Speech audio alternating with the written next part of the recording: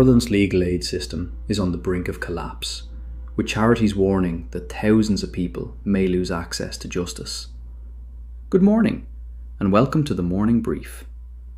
Today is Monday, 13th July 2026.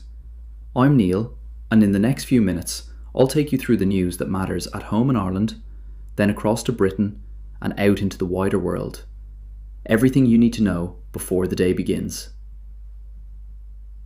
Ireland. Let's begin here at home, in Ireland. The legal aid charity FLAC has issued an urgent warning that Ireland's legal aid system is in crisis and at risk of collapse. Their phone line received over 66,000 calls last year, but they were only able to respond to 14,000 of those queries. Without immediate intervention, the organisation says the entire system could fail. Access to justice is fundamental to a functioning society. A failing legal aid system directly affects Irish people's ability to obtain legal representation, particularly low-income households, and undermines their basic rights to navigate the courts. Fuel prices are set to rise again across Ireland, as the government gradually restores the full excise duty on petrol and diesel.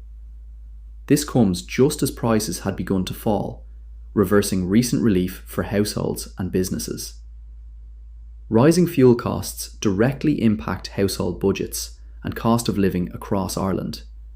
This affects commuters, businesses, and transport-dependent services, making it a key economic concern for workers and families already managing tight finances. A new consultation has been launched to develop improved standards for child and adolescent mental health services, CAMHS, across the country. The initiative aims to strengthen mental health care access and quality for young people at a time when youth mental health concerns are growing. CAMHS directly impacts the mental health support available to Irish children and teenagers. With rising demand and ongoing pressures on the HSE, new standards could significantly improve service delivery and outcomes for vulnerable young people. And a long-established elderly care facility in Walkinstown is facing closure. Walkinstown Social Service Centre, which has operated since 1965, can no longer be maintained by its religious founders, leaving vulnerable seniors without crucial community support. This closure highlights genuine gaps in elderly care provision here at home. For vulnerable seniors relying on social services, the loss of such facilities creates real hardship and exposes weaknesses in state support for our ageing population. UK. Now, across the Irish Sea to the UK, thousands of people are feared to have died during the UK's exceptional heat waves in May and June.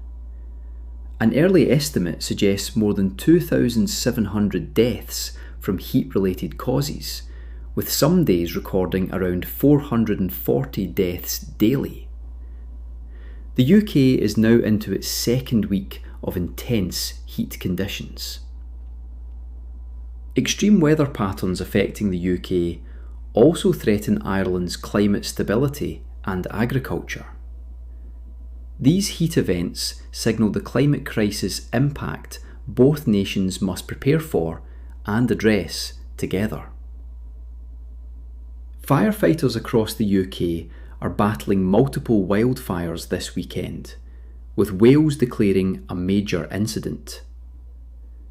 Residents near the Conway fire have been evacuated, and at least 10 other fires are burning across different regions, stretching emergency response teams thin. Extreme weather emergencies in the UK can affect cross-border coordination, particularly in Northern Ireland, and demonstrate shared climate vulnerabilities that require joint planning between both governments. Andy Burnham is expected to become the next Prime Minister of the United Kingdom.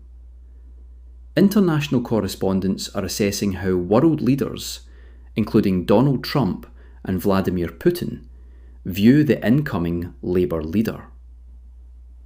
A new UK Prime Minister will shape Britain's approach to Northern Ireland, Brexit implementation, cross-border trade, and UK-Ireland relations over the coming years. Burnham's policies on these issues will directly affect Irish citizens and businesses. A report has warned that homelessness in England could increase by an additional 50,000 people by 2030 without bold government action. The incoming Prime Minister has been briefed on the scale of the crisis and called to take radical action to prevent it.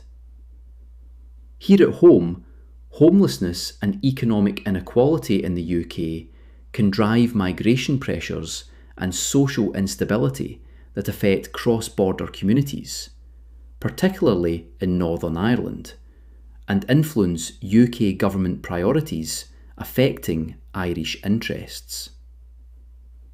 World. And finally, out into the wider world. The United States and Iran have escalated military confrontations over the Strait of Hormuz. Iran has struck US bases in Kuwait, Jordan, and Bahrain in response to American attacks. Oil prices are climbing sharply amid the conflict, raising serious concerns about global energy supplies. For Ireland, this matters because the Strait of Hormuz is critical to EU energy supplies and global oil pricing.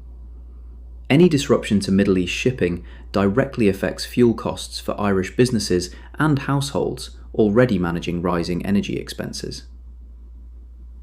Currency markets are responding sharply to Middle East instability, with the dollar strengthening as investors seek safe haven assets. Oil prices are climbing further on fears of supply disruptions from the region. The knock-on effect for Irish households? A stronger dollar increases import costs for Irish businesses and affects competitiveness in US markets, while higher oil prices raise energy costs across the entire Irish economy.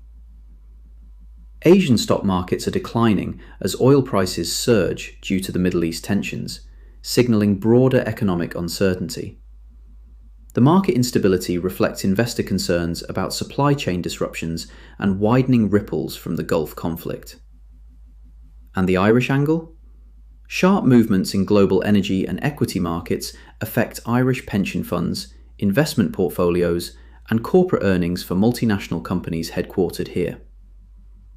Gibraltar and Spain have removed long-standing border controls, allowing free movement between the UK territory and Spain for the first time in over a century.